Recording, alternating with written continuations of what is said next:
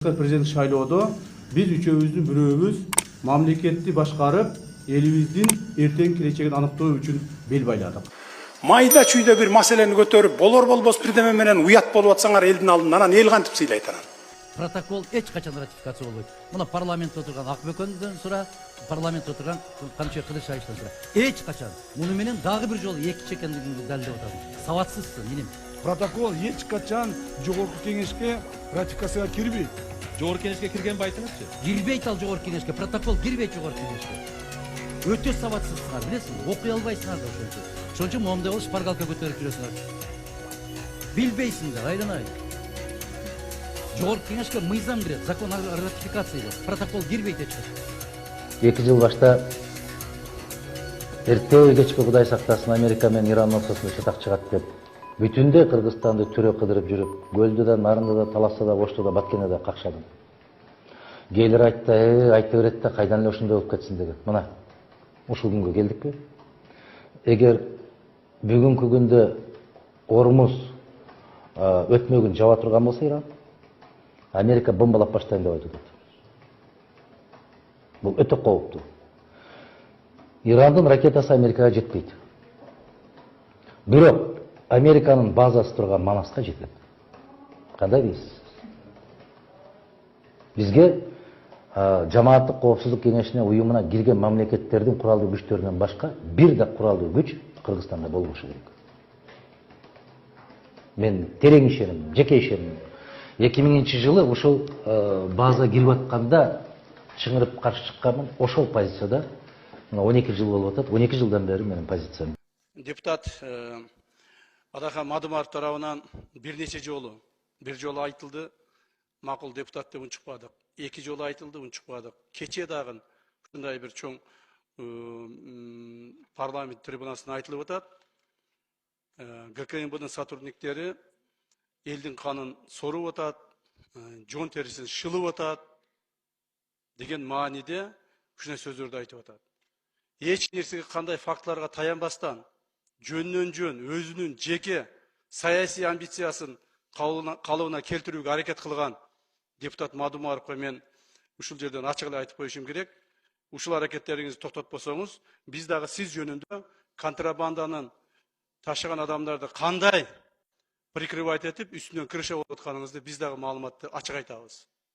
Так, айтабыз. Колуң түшүрүп тур. Успокойтесь. Азыр айтам. Посидите. Посидите, сейчас расскажу вам. Тартип сактансаңыздар.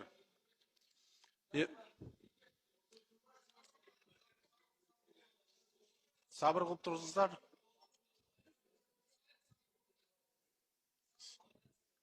Урматтуу эмес Адахан Кимсенбаевич.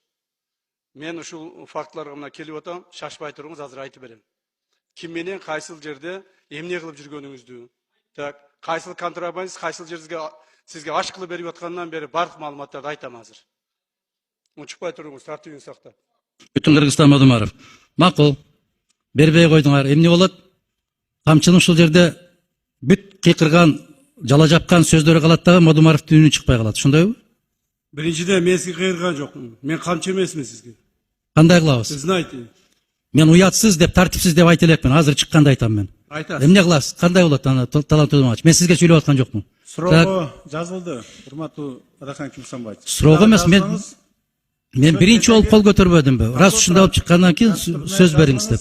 Сөз беребиз албетте. 2 мүнөт. Ошондон азыраак сүйлөшүрөк, тилим бар деп эле сүйлөй бербестен. Жооп бересиз бардыгына. Жакшы, рахмат. Колуңду кезебегин, колуң сындырып коем.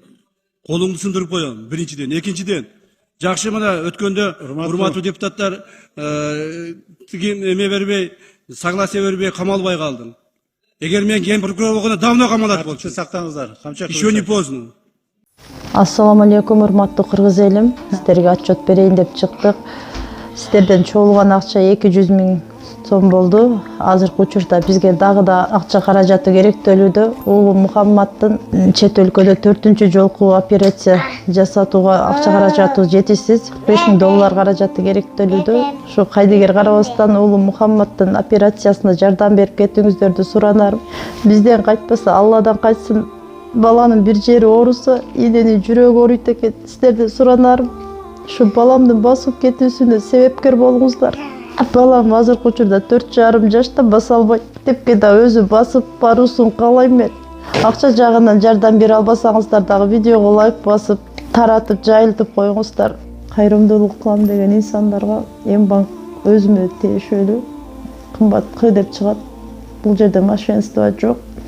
3197 Россия өлкөсүнөн котором дегендерге Сбербанк бар, Тинькофф жок. 3097 Нурбек Т деп чыгат. Өзүмдүн энем Россия өлкөсүндө жумуш кылып жүрөт. Сиздерден суранарым ушул бул жагына дагы колдоо көрсөтүп жардам кылып кетиңиздерди өтүнөм. Аллах барыңыздардан ыраазы болсун.